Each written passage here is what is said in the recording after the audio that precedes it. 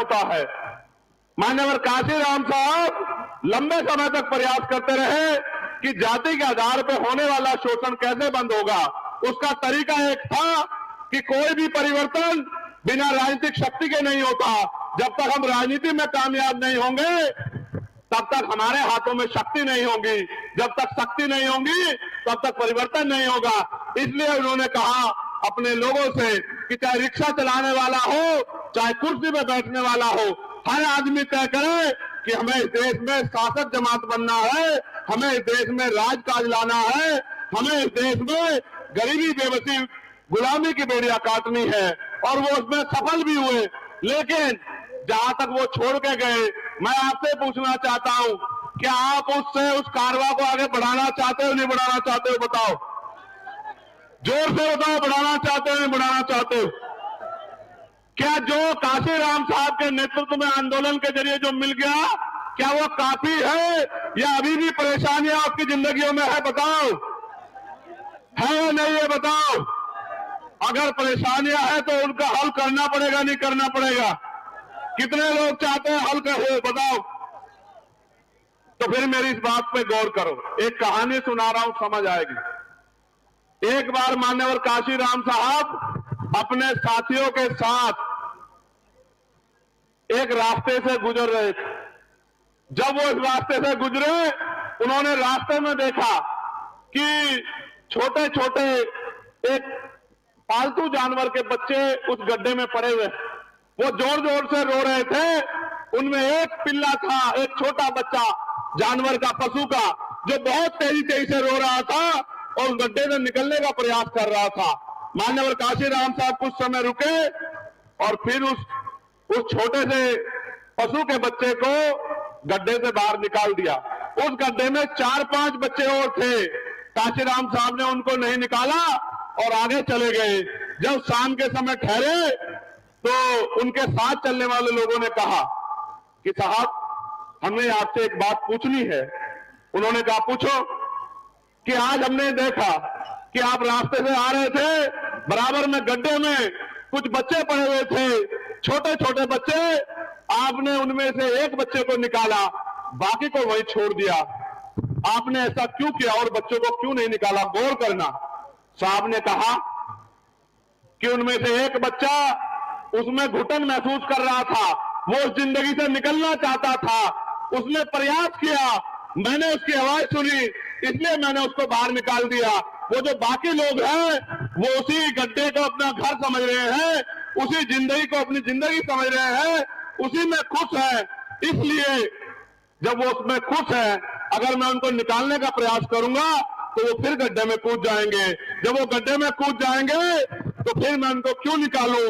जब तक आप, मैं संदेश के तौर पे कह रहा हूं, उन्होंने कहा कि जिस दिन इनमें से कोई निकलने का प्रयास करेगा, कोई और काशीराम साहब आके इनको इस गड्ढे से निकाल देगा। आज मैं आपको कह रहा हूं, अगर आप इस देश में स्वाभिमान सम्मान का जीवन चाहते हैं, हक अधिकार चाहते हैं, तो फिर गड्ढे से निकलने के लिए, गरीबी बेबसी खत्म करने के लिए, फिर आप इस चंद्रशेखर आजाद के भीम आर्मी आजाद समाज पार्टी का हाथ पकड़ लो। आने वाले 10 साल में ये गरीबी बेबसी भूखमरी जुल्म जाति की बेड़ियां जड़ से काटने का काम हम लोग कर देंगे। मेरी इस बात को आप लोग याद रखना। सम्मानित भाइयों बहनों, क्योंकि आज बड़ा दिन है, पार्टी का स्थापना दिवस है। देश भर में पार्टी में काम करने वाले लोग अपने मन में सपने लेकर बैठे हैं। मैं उनको भी कहना चाहता हूं, ये आंदोलन महापुरुषों का आंदोलन है, जो महापुरुषों ने संघर्ष करके आगे बढ़ाया। इसको और आगे बढ़ाने के लिए हम सब लोग तैयार हैं और हमारी मेहनत जाए नहीं जाएगी।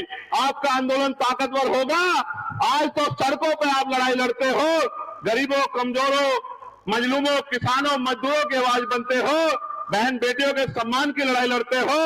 आने वाले कल में पार्लियामेंट में, असेंबली में भी आपकी आवाज जाएगी और आपकी आवाज के जरिए हुक्मरानों की आंखें खुलेंगी, सरकारों नींद से जाएंगी और आपके अधिकार आपको मिलने का काम होगा। सम्मानित भाइयों बहनों, एक लंबी लिस्ट मैंने पढ़ी। ये सब लोग वो लोग थे जिन्होंने क्षेत्र में मेहनत की है, जिन्होंने क्षेत्र में काम किया है। बहुत सारी समस्याएं मेरे सामने रखी हैं, लेकिन मैं एक बात पर आपका ध्यान आकर्षित करना चाहता हूं। अभी चुप हो।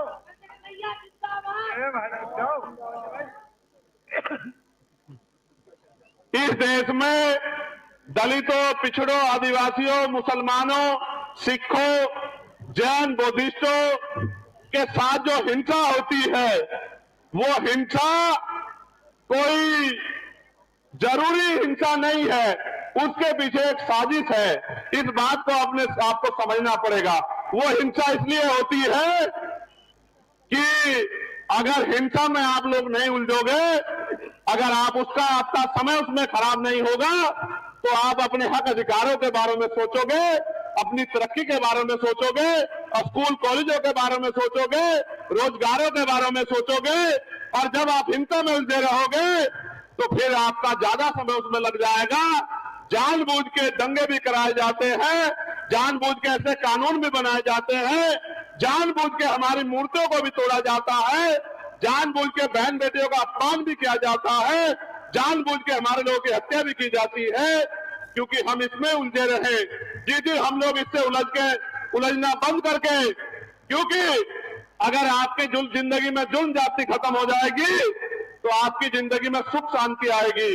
जब सुख शांति आएगी तो आपको अपने अधिकारों की जानकारी होगी। जब आपको अपने अधिकारों की जानकारी होगी, फिर आप अपने अधिकारों को लेने के लिए संघर्ष करोगे। इसलिए मैं समझता हूं इस षड्यंत्र को हमें समझना है और मानव मानव एक समाज का एक समान के नारे को हमें आगे बढ़ाना, मानवता की बात करनी है। और जिनके पास आजादी के बाद आज तक भी हक अधिकार नहीं है, जिनके पास पक्के मकान नहीं है, जिनके पास सुख सुविधाएं नहीं है, जिनके पास पहनने के लिए अच्छे कपड़े नहीं है, जिनके पास रोजगार नहीं है, जिनके पास नौकरी नहीं है, जिनके पास जमीन नहीं है, जिनके पास उद्योग नहीं है, जिनके पास पीने के लिए साफ पानी भी नहीं है, उनकी आवाज बनने का काम भी हमें इस आंदोलन के माध्यम से करना है। हम जो यहाँ करना चाहते हैं, एक बार आप उस पर गौर कर लो। यहाँ खो की समस्या है, यहाँ बाढ़ की समस्या है, यहाँ हॉस्पिटल की समस्या है। मेरे एक साथी थे सलीम सिद्दीकी, जब उनकी जान चली गई हार्ट अटैक से, तो उनके परिवार के लोगों ने मुझसे कहा कि चंद्रशेखर भाई, अगर यहाँ अच्छा हॉस्पिटल होता तो सलीम भाई जिंदा होते। उसी दिन मैंने तय कर लिया था कि इस क्षेत्र में एम्स जैसा हॉस्पिटल बनना चाहिए, जो गरीबों को भी आसानी से अच्छा इलाज मिल सके। इस क्षेत्र में बेरोजगारी की समस्या है, नौकरी रोजगार करने के लिए दूसरे प्रदेश में जाना पड़ता है। मैं आपको विश्वास दिला कहता हूं कि हम लोग पहले दिन से इस बात पर लगेंगे कि यहाँ इंडस्ट्रियल एरिया लग के यहाँ के नौजवानों को रोजगार मिलने का काम हो, उनकी जेब में पैसा आए, उनके माँ बाप की जिंदगी बदले, उनके घरों की जिंदगी बदले। जो पढ़े लिखे नौजवान हैं उनको बेरोजगारी भत्ता दिलाने का काम हम लोग करेंगे। जो सफाई कर्मचारी हमारे भाई हैं, उनकी ठेकेदारी की नौकरी को पक्की नौकरी दिलाने के लिए पहले दिन से हम लोग जो है पार्लियामेंट में अपनी आवाज को उठाने का काम करेंगे। बैकलॉग जो खाली है, उस बैकलॉग को भरवाने का काम करेंगे। प्रमोशन इन रिजर्वेशन SC ST के साथ साथ OBC के कर्मचारियों को दिलाने के लिए भी हम लोग संघर्ष करेंगे, जो कि सुप्रीम कोर्ट ने भी कहा है कि मिलना चाहिए। हम लोग इस क्षेत्र में उद्योग लगवाने का काम करेंगे।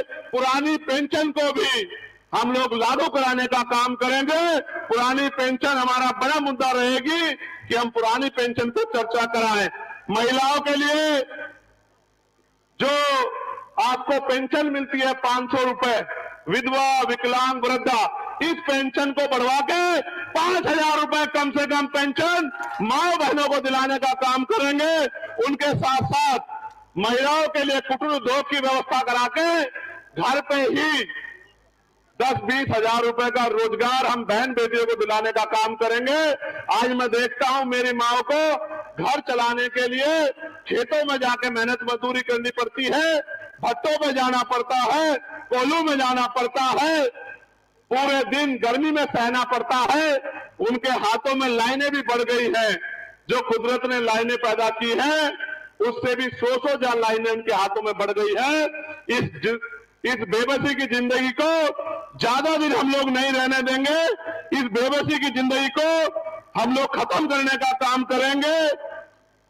एक बड़ी समस्या नगर निगम में जो ठेकों की है, उस पर मैं पहले ही कह चुका हूं कि समान काम समान वेतन हम लोग लागू कराने का काम करेंगे। अब मेरी बात पे आप गौर करो। जब इस देश में नेताओं को, अधिकारियों को पुरानी पेंशन मिलती है, तो कर्मचारियों को भी पुरानी पेंशन का लाभ मिलना चाहिए, नहीं मिलना चाहिए? आप लोग बताओ, दोनों हाथ उठा के बताओ, मिलना चाहिए, नहीं मिलना चाहिए? जो 500 रुपए पेंशन मिलती है महिलाओं को, 500 रुपए में अच्छा जूता भी नहीं आता, क्या उनकी पेंशन 5000 रुपए होनी चाहिए, नहीं होनी चाहिए? बताओ। आशा कार्यकर्ता को, आंगनबाड़ी कार्यकर्ता को, भोजन माता को, मैं गांव में गया था, मेहताब का गांव है वो, एक बहन मुझे वहां मिली, उसने कहा बहुत कम वेतन मिलता है। मैंने उनसे वादा किया था कि पार्लियामेंट में जाके आशा, आंगनबाड़ी, भोजन माताओं के लिए बढ़िया जो है उनके वेतन वृद्धि कराने के काम के लिए हम लोग संघर्ष करने का काम करेंगे, उनकी आवाज को उठाने का काम करेंगे। अब इस देश में जो चल रहा है उस पर भी बात करते हैं। अभी इस देश में आपने देखा पैसे के आधार पर सत्ता और सत्ता के जरिए पैसा का कितना बड़ा खेल सुप्रीम कोर्ट ने उजागर किया कि इलेक्ट्रल बॉन्ड के जरिए हजारों करोड़ रुपए का जनता चंदा भारतीय जनता पार्टी ने ईडी लगवा के, सीबीआई लगवा के तमाम कंपनियों से लेने का काम किया और उसी पैसे को चुनाव में खर्च करके सत्ता में आने का काम किया। अभी अभी इनका झूठ बेनकाब हुआ कि किस तरह से सरकारी मशीनरी का दुरुपयोग किया। आप महसूस करो, पहले सरकारी नौकरी आती थी, अब सरकारी नौकरी बाद में आती है, पहले पेपर लीक हो जाता है। अभी पुलिस की भर्ती का पेपर लीक हुआ, 48 लाख बच्चों ने दिया और 400 रुपए पर बच्चे के हिसाब से 200 करोड़ रुपए इन्होंने कमाए और पेपर लीक करा के उन बच्चों के सपनों को उन्होंने खत्म करने का काम किया। इसी तरह से 69,000 शिक्षक भर्ती में 20,000 पदों पे आरक्षण का घोटाला करके पिछली भारतीय जनता पार्टी की जो उत्तर प्रदेश की सरकार और उनके मंत्री ने किया। 20,000 बच्चे सड़कों पे लड़ रहे थे। मैंने उस आंदोलन में 4 दिन संघर्ष किया। 6,800 नौकरियां उनकी जारी कराने का काम किया।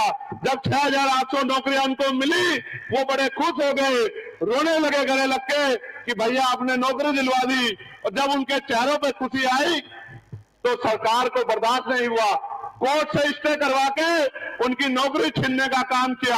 मैं उन सबको भी कह रहा हूं, आपकी नौकरी आपको दिलाने का काम हम लोग करेंगे, आप चिंता मत करो। मैं आपसे ये बात इसलिए कह रहा हूं कि सत्ता में बहुत ताकत है। आप यहां से जाके पार्लियामेंट में नहीं बोल सकते हो। आपके द्वारा चुना हुआ नेता पार्लियामेंट में जाके बोलेगा। जब वो पार्लियामेंट में जाके बोलेगा, यहाँ की समस्याओं को बताएगा, तब वहां की बैठी सरकार को ये समझ आएगा कि क्षेत्र में समस्या है, तब वो आपके लिए बजट अलॉट करेंगे, तब आपके क्षेत्रों में काम होगा। आपने कई कई लोगों को सांसद बनाया, क्या आपने कभी देखा कि उन्होंने पार्लियामेंट में जाके क्षेत्र की आवाज उठाई? ईमानदार से बताओ, कभी देखा? इसका मतलब आपकी वोट से उन्होंने अपना भला तो किया, लेकिन आपका भला नहीं किया।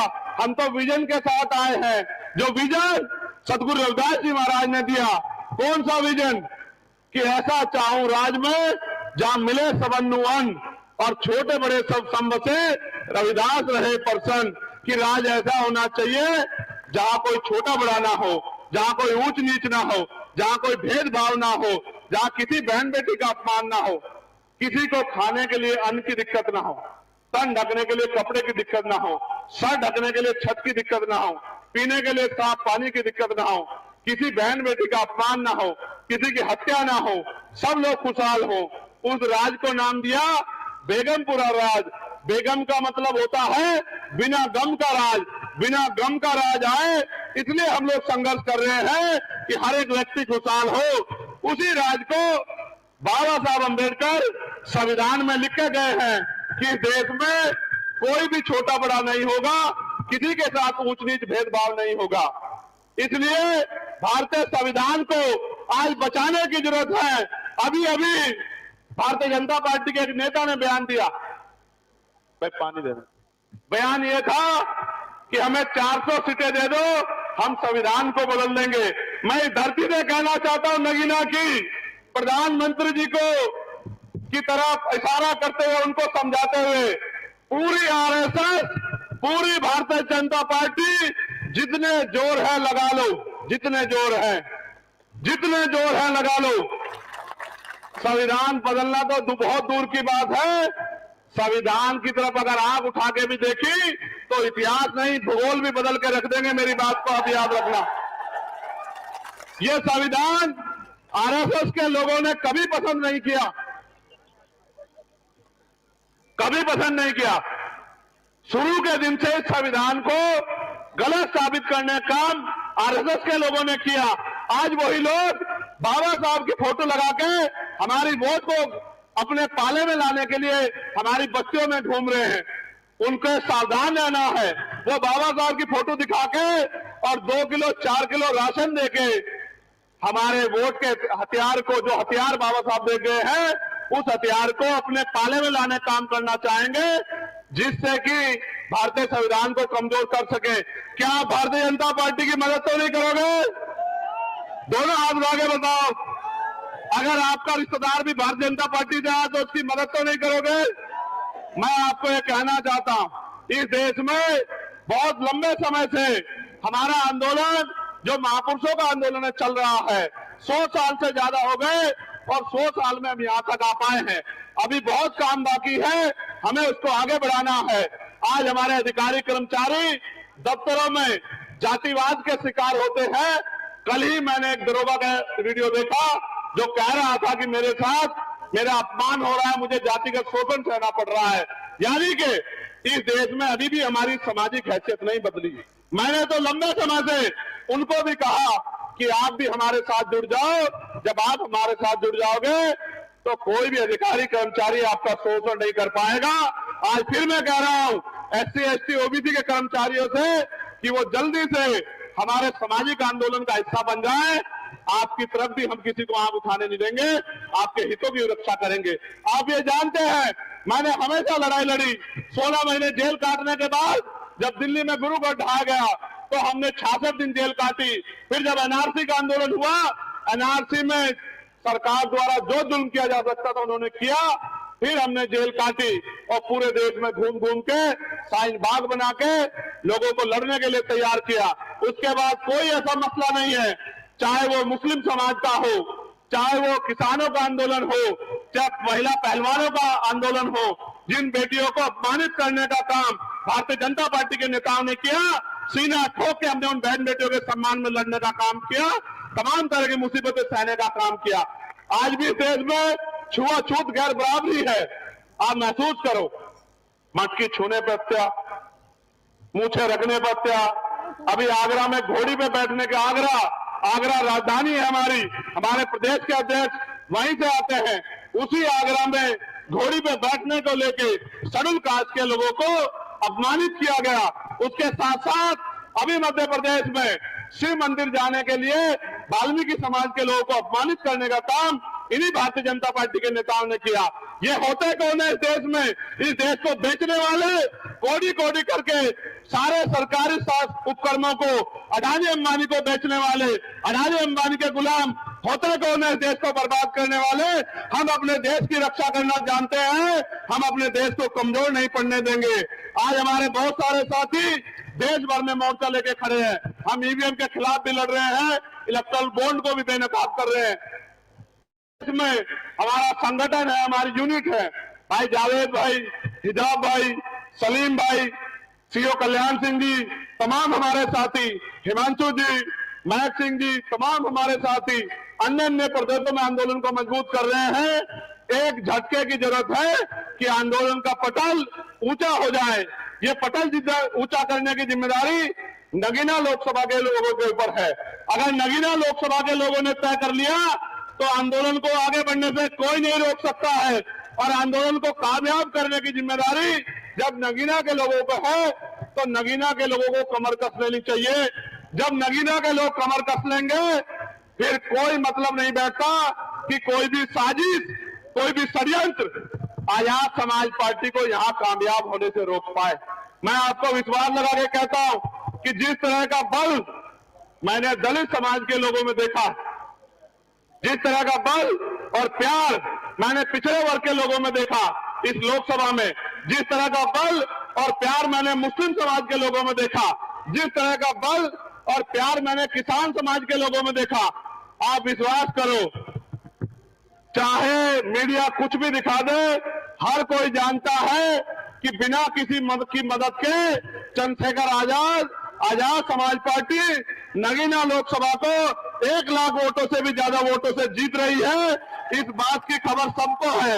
यहाँ की इंटेलिजेंस की रिपोर्ट देखो, यहाँ की दूसरी पार्टी की रिपोर्ट देखो, सबकी रिपोर्ट ये कह रही है कि चंद्रशेखर आजाद अकेला नहीं लड़ रहा है, उसका पूरा दलित, पिछड़ा, मुसलमान, किसान समाज, उसकी बहनें माए, उसके नौजवान भाई, उसके बुजुर्ग पगड़ी की बात समझ के इस चुनाव को लड़ रहे हैं। उनको कोई भी षड्यंत्र नहीं रोक पाएगा। लेकिन जैसा मैं जानता हूं कि लंबे समय तक इन्होंने षड्यंत्र के दम पे हमारे ऊपर राज किया है। हो सकता है कि ये कोई जाति का झगड़ा करा दे, हो सकता है ये भाइयों में फूट पैदा करके राजकाज में आने की कोशिश करें, हो सकता है ये पैसे के आधार पे, क्यों जब इतना मोटा मोटा चंदा कंपनियों से लेके ये सत्ता में बैठे हैं तो हो सकता है पैसे के आधार पे आपकी वोटों को खरीदने का काम करें। क्या आप अपनी वोट को बेचने का काम तो नहीं करोगे? दोनों हाथ उठा के बताओ, बेचने का काम तो नहीं करोगे? क्या आप यहां पैसे देके लाए गए लोग हैं, अपने दिल से आए? जरा हाथ उठा के बताओ। क्या आप चाहते हैं कि चंद्रशेखर आजाद को यहां इज्जत और ताकत मिले? बताइए। तो आप क्या मेहनत करने के लिए तैयार हैं? क्या आप आजाद समाज पार्टी को पहली कामयाबी नगीना में दिलाने के लिए तैयार हैं?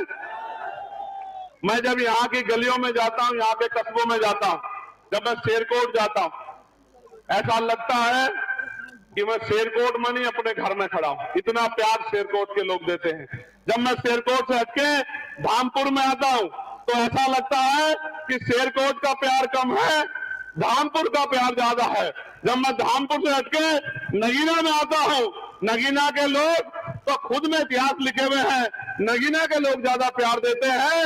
जब मैं आगे बढ़ के नजीबाबाद चला जाता हूँ, कोतवाली चला जाता हूँ, वहां के लोग पलके बिछा के इंतजार करते हैं।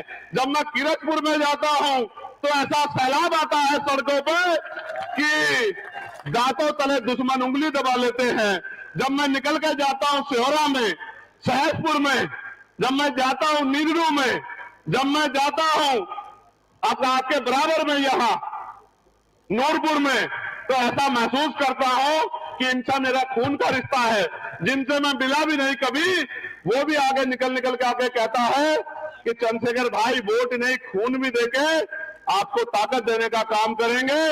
ये प्यार मैंने अगर मुझे मिलता है तो यहाँ के हमारे भीम आर्मी आजाद समाज पार्टी के नेताओं की वजह से मिलता है, और देश भर में जो हमारे लोग काम करते हैं उनके प्यार की वजह से मिलता है।